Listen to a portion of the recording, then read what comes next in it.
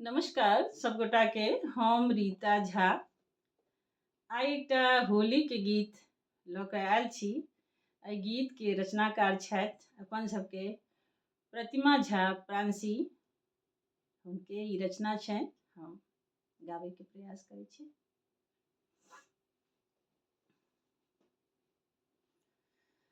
राघव छवि हम निहारब, होली खेलब अहि संग। राघव छवि हम निहारब, होली खेलब अहि संग। ध्यान लगौने बैसल मन अछि, ध्यान लगौने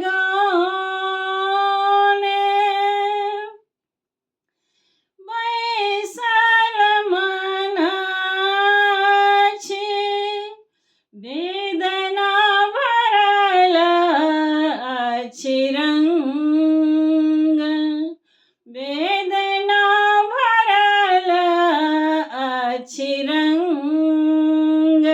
राघव छवि हम निहारब, होली खेलब अहि संग। राघव छवि हम निहारब,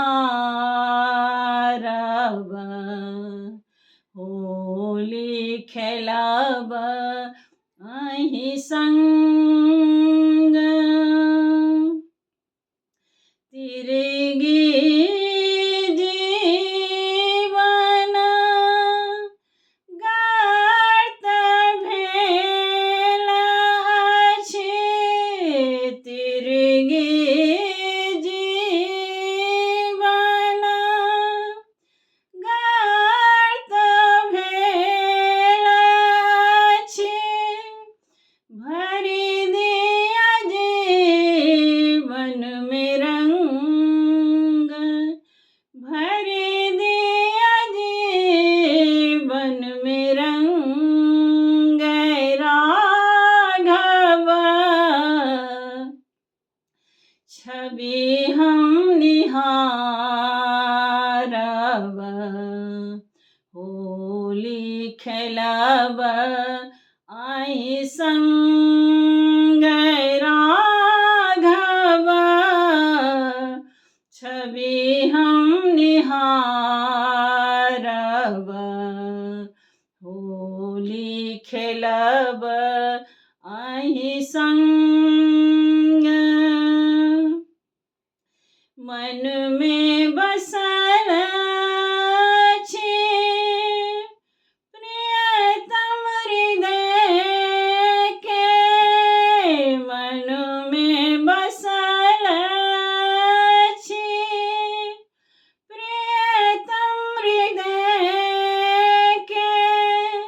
जायब कतऽ छोड़ि संग, जायब कतऽ छोड़ि संग। राघव छवि हम निहारब, होली खेलब अहि संग। राघव छवि हम निहारब, होली खेलब अहि संग। जिंदगी में प्रभु नाम अहि के, जिंदगी में